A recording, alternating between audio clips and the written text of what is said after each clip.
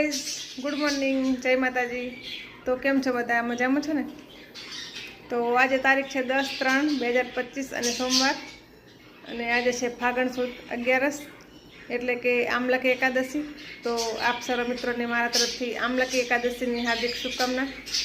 તો ગાઈઝ, અત્યારે ફ્રી થઈને બેઠી છું, જે રૂટીન કામ હોય તે, અને વિડીયો એડિટ કરવાનો છે અત્યારે।